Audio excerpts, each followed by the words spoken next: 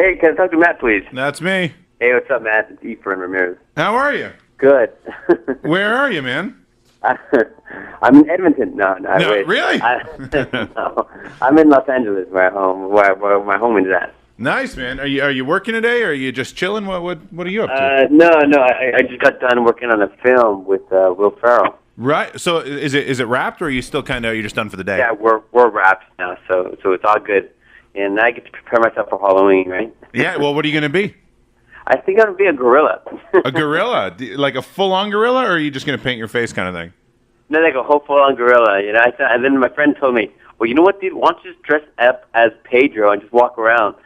And see if people recognize you. That would be funny. Yeah, you would win funny. every costume party. Yeah, huh? You know, if there's imagine there's a costume contest. I show up and they're like, "Sorry, you lose." but I'm him. But I'm him. Yeah. Let's start with the Will Ferrell film, though. What? Tell me about it. Well, the name of the film is called Casa de mi Padre, which means House of My Father. Okay. It's an ex-Will Ferrell project. It's him speaking all in Spanish. So no way. Yeah, and you know, it's when it's Will Ferrell comedy, you know, it's funny. What are you in the film? I play his best friend, and my character's name is Esteban. Yeah. And it stars Diego Luna, as well as Gael Garcia Bernal and Will Ferrell and Genesis Rodriguez. And I mean, as I said before, the style and the structure of this piece is different because Will Ferrell has never done anything in Spanish. Right. So to take it to that leap, you're like, okay, let's see how far I can get. And he's great, and the way it's done is it's funny. How's his Spanish? Good. Really? He was working with a trainer, with a coach, for about 2 months prior to working on the film. So, and I know it's going to be released sometime in the summertime next year. So, yeah, it's funny. Nice. How was your Spanish? Is Spanish your first language or no? No, my Spanish is my second language. I grew up. I grew up in Los Angeles, so it's like, Okay. you know, Well, speaking English is big. that doesn't mean your first language is not going to be Spanish growing up in LA. No, it's true, but you would think that just because, you know, I'm glad you would think, okay, but the primary language would be Spanish, but no, it was English. No, and that's cool. I get that. My twin brother and me actually didn't want to speak Spanish when we were little kids, so my parents sent my brother and me to go live with my grandparents in the projects in East LA. Oh no! So really? we lived there for about 2 years, and in those 2 years, we watched Spanish television, Spanish music, spoke Spanish, went to church in Spanish. So that's how we were able to learn Spanish. Crazy, and you're speaking Spanish in the film, I assume. Yeah, and it's a specific type of Spanish from Mexico. So you have to be very, very accurate. So. No, really? Well, and I guess, is it going to be released everywhere, or is it going to be... Yeah, it'll be released everywhere. Wow. It's subtitled, I assume, probably for us up here in Canada, because we don't have many Spanish-speaking people. Isn't Spanish a second language? Yeah. No, man, we got French up here. It's a whole new ball game. You guys should make a film in French next time, actually. I don't think it'd sell very well, mind you, but you never know. Eastbound and Down. So there's 2 episodes left in the season. There is, and everybody wants to know what happens next. Yes, that was my next question. Keep watching the show, man. Yeah, fair enough. Crazier. I didn't think you'd give me anything, but I thought I'd try. But maybe you do know a little more about this, because they're talking Danny McBride to take over for Steve Carell in The Office, and I'm sure you hang out with him often. Is he thinking about it? Is that something that's going down? It's quite like the talk of Hollywood. It's like everybody talks about, like, you know, who would fit in the seat, especially some show of that caliber. And I myself would personally say that Danny McBride would do a great job in working in The Office and taking over, because he can carry that weight, and he can carry on a character of that size. Mm-hmm. So I mean, working with Danny, it's like even working on Eastbound and Down. I remember when we were doing the takes, we would do what's scripted, but then after that, the director goes, all right, let's improvise. Let's see where we can go. Mm. And for every actor, that's every actor's dream, because you want to be able to go, okay, to what extremities can we go? Right. And mind you, it's not TV, it's HBO, right? There there are no limits. Well, I'm sure there are some, but not really. There are. there are no limits. No, well, that's good. Is that one of your first? Did you do a lot of improv or any of that stuff as a kid? Is that where your roots are? I did actually.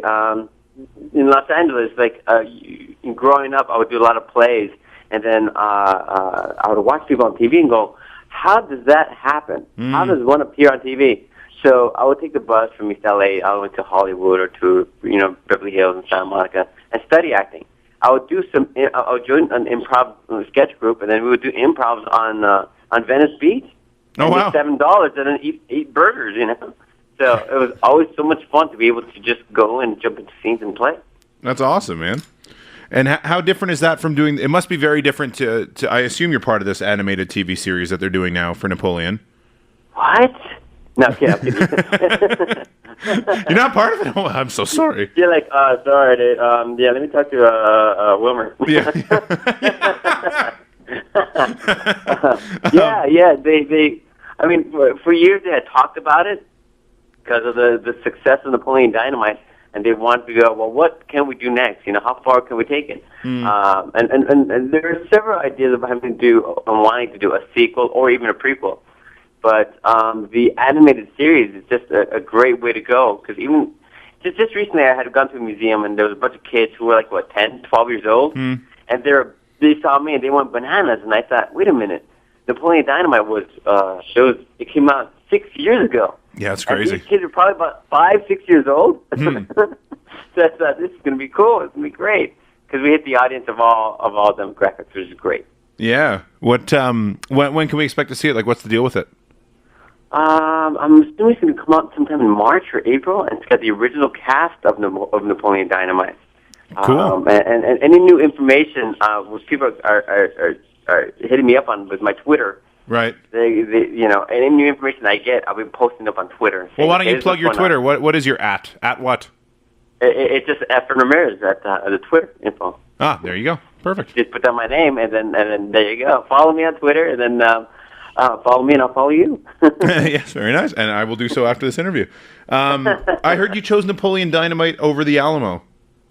I did. I was working on a TV show called, I don't know if you remember it, called Even Stevens, with Shia LaBeouf. Kind of, not really, though. What happened? Oh, I kind of remember it, but not really. Oh, it was a Disney show, and I got two auditions, one for Napoleon Dynamite and the other one for the Alamo. And mind you, the Alamo is a big studio picture with Billy Bob Thornton and Dennis Quaid, and I thought, okay, wow, I just got hired for this film. But then I just got hired for Napoleon Dynamite, and Napoleon Dynamite was a lead role, it was a character role, and it was a bigger risk and a bigger, stronger choice. I said, you know what? Let me just go with that. I want to trust my instincts, and I'm surprised that it blew up as it did, but I'm grateful to it and going, wow, all right, let me run with this, and let me just keep doing great movies, Right. Yeah, there must be certain roles for certain actors and different people like Napoleon with you that kind of not define you, but you owe everything that happens afterwards kind of to that in a way. Yeah. And there as an actor, after Napoleon Dynamite, there are a lot of films that are offered to me. They were quite like the same character, and you want to go, I could take the money and run with it, but then what's the point of everything that I'm doing? And with the success of Napoleon Dynamite being able to hit, it was like the shot heard around the world, from T-shirts to the bobbleheads, the action figures to the little dolls. I'm like, wow, hey, that's me. I was able to pick different types of roles. That's more the reason why I did the Crank series, where I play a transvestite. Right. Or did other films where I had to gain a lot of weight, or I just keep changing. And to me, being able to do that now in films, where I'm able to pick and choose where I want to go, that's awesome. Yeah, well, that's the prime place to be as an actor, I would think so. Yeah. And it would allow you to do other things as well, like write a book. That's right. Yeah, like that segue. That wasn't bad. that just went right in, a shoe in. Well, in between, prior to Napoleon Dynamite, I would go to high schools and we'd do theater and perform for high school students and do good stuff. So after Napoleon Dynamite, I was able to go to not only the high schools but to universities and talk about education. So and I gotta say this. Before Napoleon Dynamite, I would actually DJ as a day job. So after the film, I was able to DJ in different places. I even DJed in Edmonton Oh, no way. So yeah, I can't remember the name of the club now, but That's okay. But I know it's like a lot. I mean, there's a lot of techno music, a lot of house music up there. It's great. Yeah, man. I had a good time. And you're still doing that now? You're still DJing around? Yeah, I'm gonna be DJing like in Los Angeles for a Halloween party. It's pretty cool. Well, you're gonna look like Deadmau5 then with your big gorilla costume. Exactly. Yeah. Except I have a bunch of lights in my face. Yeah, exactly. As I pass out my books. So, talking about that, it's to me, being able to be a public speaker to universities and talk about education, talk about theater history, it was one of the great outlets for me and be able to connect with my generation. Mm-hmm. So when I was approached by teachers saying, you know what, you and your producing partner should write a book, and I thought, well, yeah, what are the steps to making that happen? And we did just that. So we promoted it and put the book out there, and it had a great reviews and great response. Right, so, direct your own life. People can pick it up, I assume, at all major bookstores. That's absolutely right, and it really is. The sky is the limit. If you really pick a dream, go after it, and you have to create steps for yourself to actually make them into reality. That's fantastic. Before I let you go, we do something called 5 questions, 1-word answers. You got it. Acting or DJing? Acting. Lennon or McCartney? Lennon. Improv or scripts? That's hard. Improv. Role you're most proud of? Napoleon Dynamite. All right. And 1 word? Efren Ramirez. The future. The future. That's not cocky at all. That's awesome. Maybe that could have 2 words, but yeah. Yeah, no, it's fine. It's all good.